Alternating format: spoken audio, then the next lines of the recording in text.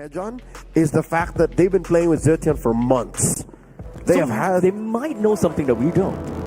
They might have Zetian tricks that we are not aware of. Ladies and gentlemen, game number 2, match point for Team of Falcons. Again, that would put them at one more game to qualify for the single elims second stage of the wild card. Rare Adam, they're holding on for dear life. Is this enough of an adjustment to get them there, to force us into game number 3?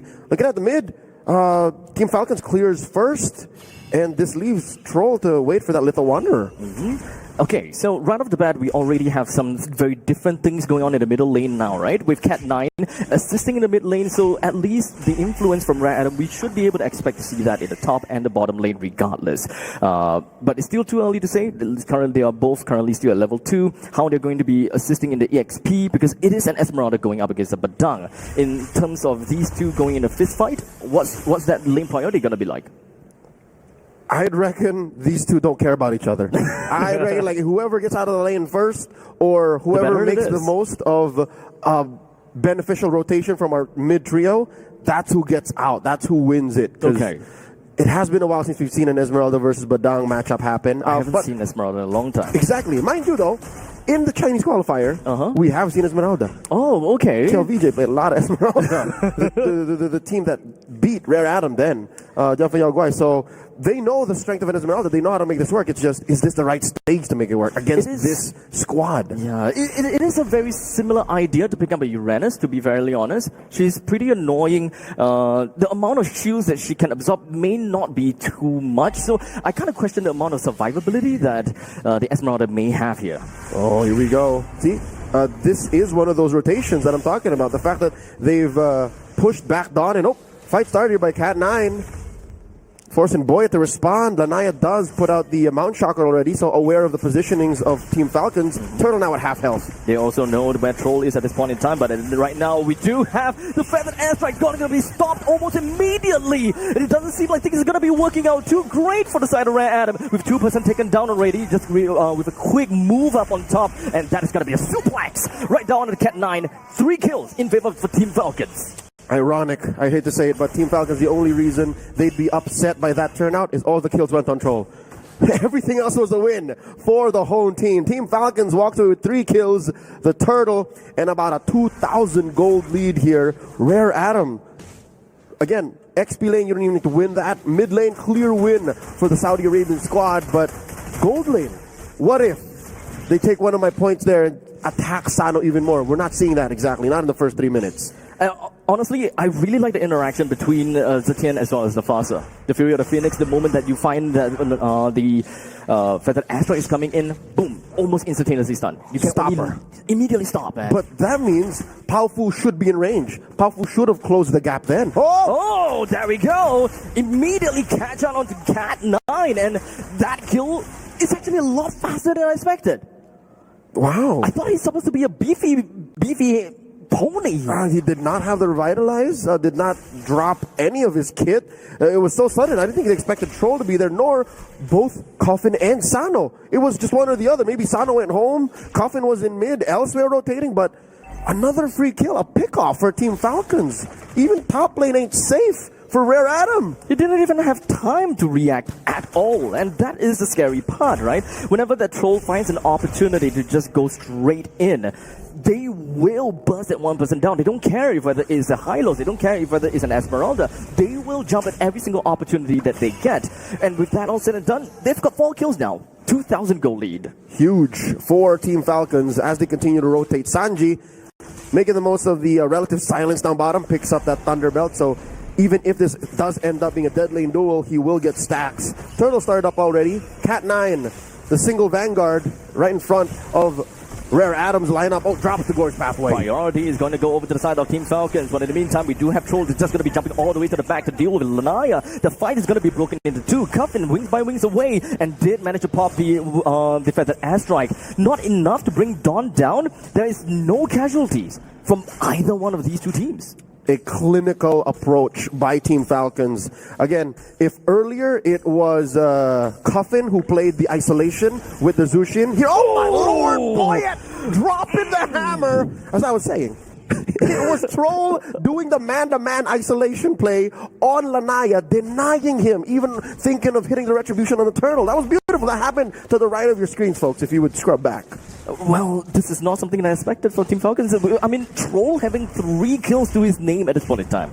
And now with the T1 at the bottom lane going to be destroyed, and Cat9 eats a Tsunami Slam again. Troll goes in, gets himself a little bit of a heal, but Mikey picks up that kill, since the immunity for a tap bit. But Sano makes sure that he seals the deal, flickers himself forward, takes a kill on the Mikey. Now Powerful have got his back against the wall. He's literally got enemies in the front and the back, allowing Cuffin to take 1. It's all falling apart. Rare Adam giving up so much more this early on. Dang. Compared to what they did in Game 1. Game 1 was close up until the very last moment, but here they gave up so much just so Lanaya could push in mid. Now Lanaya coming in the welcoming arms of Dawn. Save me! Sanji's on me! He does survive, but it leads not to much because down bottom there was a push as well. So Rare Adam, they're trading, they're catching up, but I can't say much more about this 4,000 gold lead. This is a 4,000 gold lead that is going to work for Team Falcons quite a lot. Well, they need to deal with this middle lane T1 in order to get themselves more control of the enemy's jungle. The top lane and the bottom lane T1 is down already, and that's great. With the fact that Yushin went back home for a tad little bit, they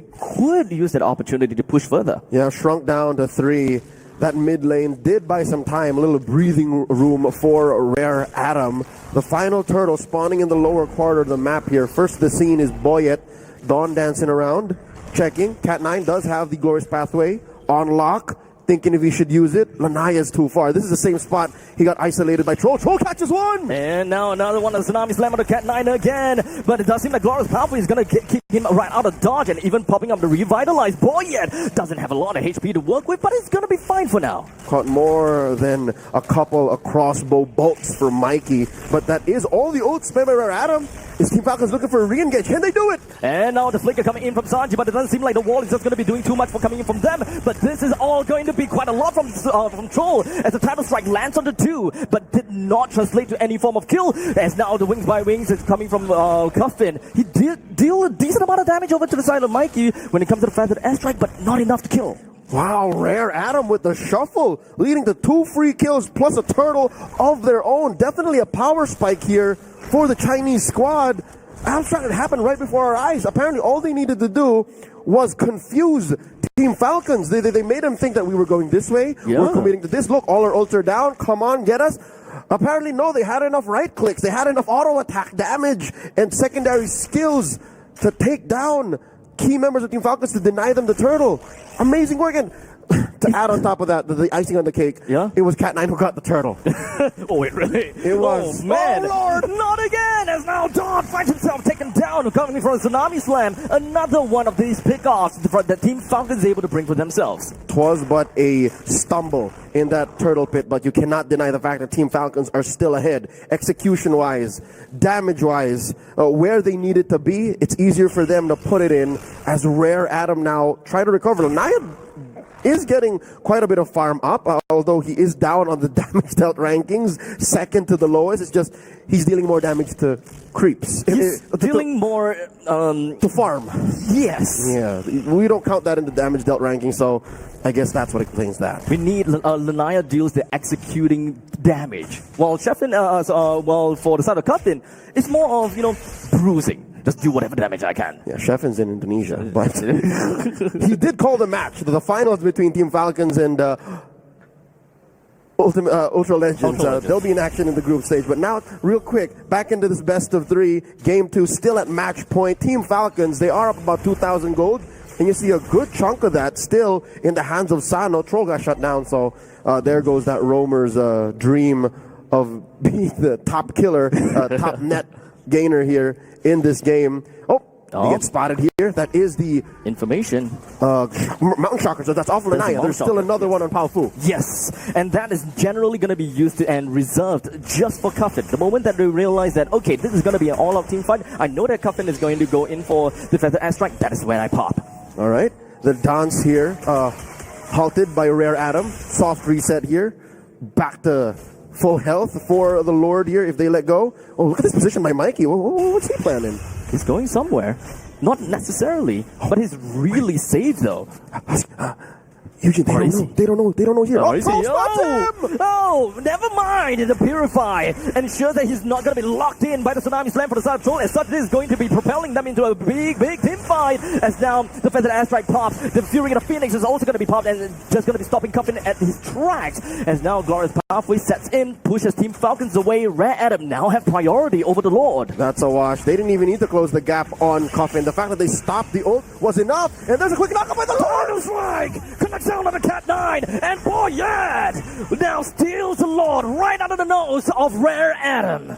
Team Falcons with a swift victory. Cat 9 first, and then the Lord. Didn't even matter that Coffin had a scuffed ult there. Team Falcons owning the map, turning it blue swiftly. Look at this. 4K up now. I thought that with that priority for the side of Rare Adam, that would be the one to help them. Oh! Mikey! Not the way to go down, not the time.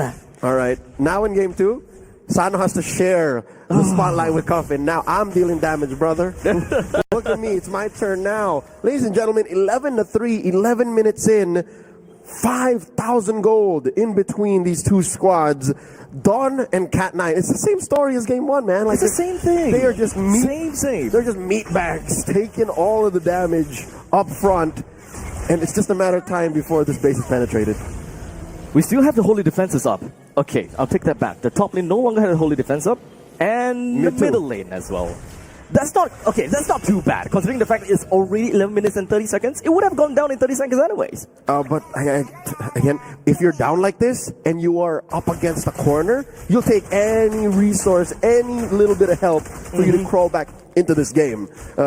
So with Team Falcons, they're back. This is a comfortable spot for them. This is where we saw them in the twilight of game number 1, wherein they're just, all right, we'll just wait for the next Lord.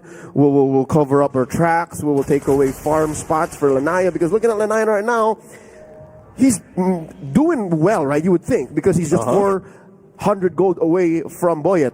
But folks, you gotta understand, Boyet is a utility jungler. He doesn't care. You don't need all that gold. He'll be happy with 6,000 gold, man. Yeah. But, oh man, Lanaya, I really want to see a little bit more on the pop-off over there. It feels as though they have the damage. I mean, double marksman plus the Zetian.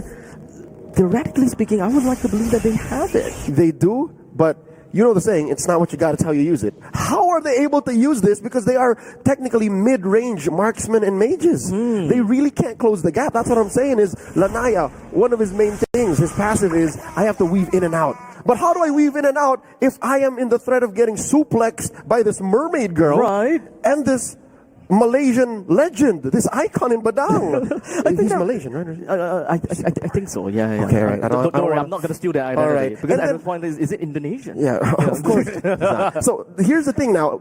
Add to that, Boyet, the fact that this hero that has been owning the metagame for the better part of 2 years is back in the metagame. Lanaya just couldn't get in there, man. There's nowhere for Lanaya to go in unless he can clean up. Again, you mentioned earlier that he's the one who will put in the finishing touches. Yes. But how do you even start? That's the question. How do you start? Okay, so theoretically speaking, if we want to see a start, it was Cat 9 and Dawn. It just moves in together. The fact that they deal a lot of damage in the total, in the grand scheme of things, kind of makes sense, right? But do they even have enough damage to stop Troll from all those passive healing? That's the question. So this is going to be the one where we get the answer, as the Feathered Airstrike is going to be popped. Lanaya actually manages to get a kill down over to the side of Sanji, so that is one of the frontliners gone. And Lanaya, this is a caster's jinx, man. This is where Lanaya pops in. They take the Lord down away from Team Falcons. That was bought in for Team Falcons wrong timing. I wouldn't say the plan was wrong or the intent was wrong. It's just that Rare Adam found the very specific gap and the timing, the chance for them to do this. And did this not happen in game 1? Was there not a moment where in Team Falcons, we flubbed it, we slipped on a banana peel? But now, Rare Adam, if I'm reading this correctly, their punish should be stronger. They should have a better way to use this Lord than they could have any other stolen turtle or major objective in game 1. As long as they're able to bring down all of the T2 turrets, I think that they're probably going to be in a pretty good spot, right? Just kind of equalize the amount of economy throughout the map. They are about 3,000 gold behind, but it doesn't seem that they managed to take down the bottom lane T2, and so is the middle lane. Yep. The wave clear is great. Yep. Team Falcons know exactly what to do here. This is, again, they're very impressive understanding of macro. So Rare Atom now, their conversion rate is a lord for a top lane at tier 2, and I guess better map control. The map is red, mind you. Now Team Falcons have to play on the defense. Team Falcons understand that they're not the beat down this time, and they have to play for another lord in a minute and a half. I don't know. It feels a little bit underwhelming with a 15 minutes lord to only get one turret. There is some scaling involved, but maybe we're expecting much from Rare Atom. Again, you have to understand that for the first 10 minutes of the game, they had nothing. They can't do much. They weren't putting anything out for the first 10 minutes. So now maybe they're just on their way to the up and up, and they're closing the gap, man. They're down, 3,000 gold now, maybe less than that. This next lord might be as 50-50 as it gets for Rare Atom. They're coming close to their peak performance, right? Slowly going in with double marksman. As long as they manages to find that window of opportunity, as well as not to be in the kill zone of Coffin and Troll, they will stand a very good chance. I think that is step one in their comeback. If we want to see game 3, I think Rare Atom, more than shutting down Sano, more than stopping Coffin on his ult, they gotta watch out for Troll. If they know where Troll is, if they have the same awareness and map consciousness as they did in that pre-Lord fight, the 15-minute mark, fight, yep, then maybe they stop it. Maybe they fight for another day. Maybe they go to game 3. But right now, Troll has a flicker. Troll can forcefully get there. That's true. Flicker into the title strike, and then the Tsunami Slam is definitely the scary part. So it's kind of tough for both Mikey and Lanaya to show themselves too early, right? They do have ways to open up the map, give themselves vision. They got Fury of the Phoenix. They also do have the Mountain Shocker, 2 at their disposal, just to make sure that they know exactly where Troll is, just so that they don't lose the damage dealers too early. So now, timing is on Rare Atom's side. They're waiting for Team Falcons. Team Falcons have to find the positioning. They're the ones working for their time, and they get spotted here. Great use of that range and the kit on Zetian.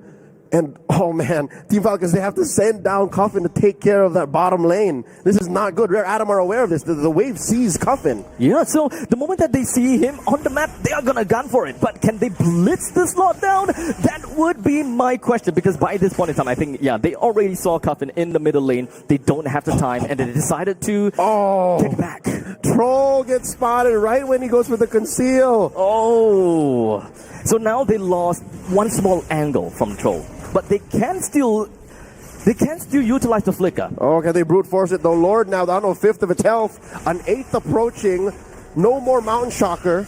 They still do have the ult on the Pao Fu. And there's the Glorious Pathway. Troll and Sano get trapped in. Oh, Lord gets reset here. Evolves. Not a problem. Cat 9 doesn't have a lot of HP to work with. Pop to revitalize right now, so they want to still hang around here. Well, in the meantime, Rare Atom, they do have a winning lane at the top, and the bottom. Okay, the bottom is kind of like a 50-50 still. My lord. Team Falcons taking this dance to heart. Rare Atom slowly chunking away at the major objective this time around, down to a 2/5 of its health. Now a 4th. There's the ult. Both of Lanaya. Holding on to it. Lanaya manages to sidestep away from the flicker coming from the side of Troll, and so they will take this opportunity to bring him down as much as possible. And unfortunately, that is not going to be a Tsunami Slam will do anything. Lanaya takes down Boyet as well as the Lord. Rare Atom, they're looking for the opportunity to fight back. It's all Rare Atom. They take down Boyet and Sano plus the Lord. Team Falcons for the first time in game number 2, 18 and 50 seconds in. That's a full-on loss. Rare Atom, smiles on their faces, huge money in their pockets. They're up by 1,000 now, Abstract. And that's not going to be all. They managed to force out that Feather Airstrike. Middle lane T2's down. The Lord's going to be marching in. And not too sure whether they will be able to get a Feather Airstrike fast enough for the next upcoming team fight. They should, looking at the cooldowns. Oh, Dawn gets caught in by a Tsunami Slam. Sanji! Wait, Mikey! There's quite a lot of damage, but not quite enough to be enough to push Sanji down. However, that's good enough zoning to take the T3 in the middle. Oh, permanent damage dealt to Team Falcon's base.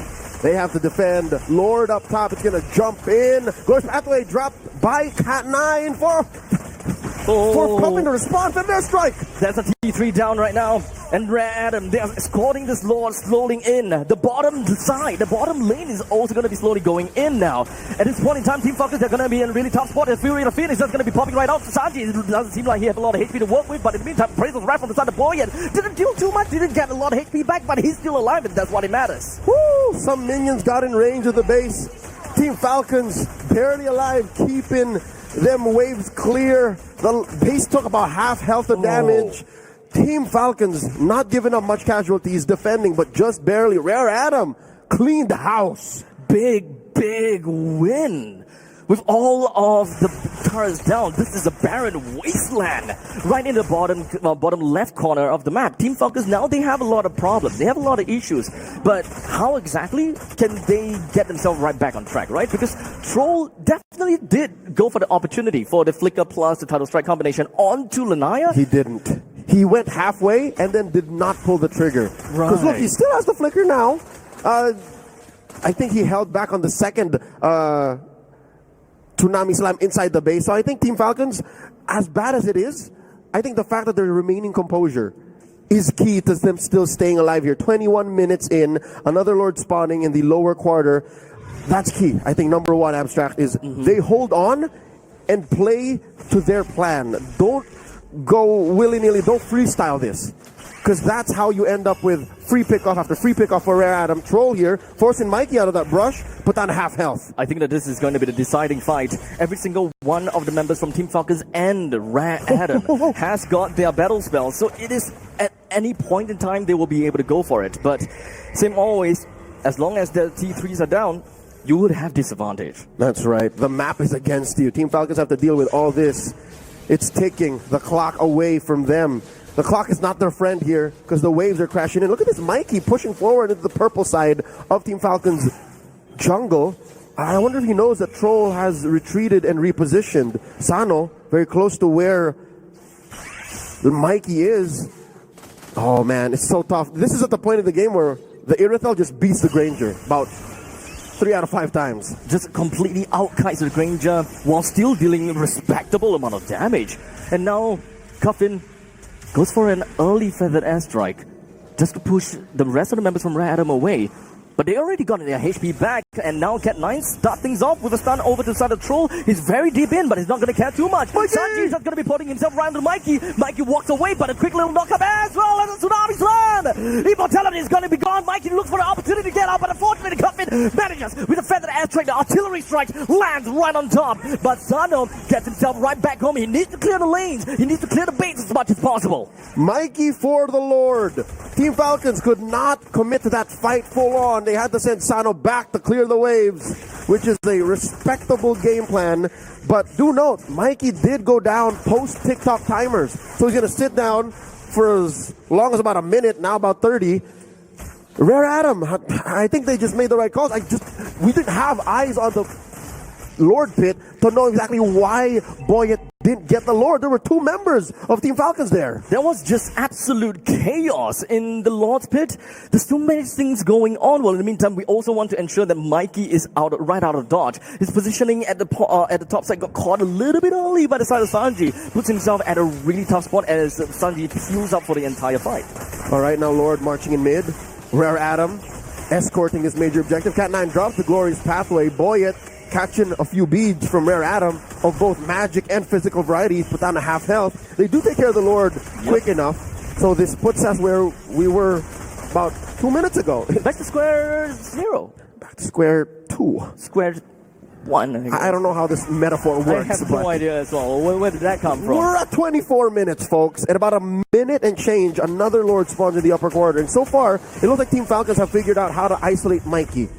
So it comes down to Mikey using his Purify. Oh my Lord, they want to brute force this, as now the members coming from the side of Team Falcons, all of them aid the Fury of the Phoenix, as now Cuffin just going to be putting himself right inside of the base, ensuring that he will be able to artillery strike everyone else. The creeps are moving in, and we do have the core taken down by Rare Adam. And with that, we're going to game 3.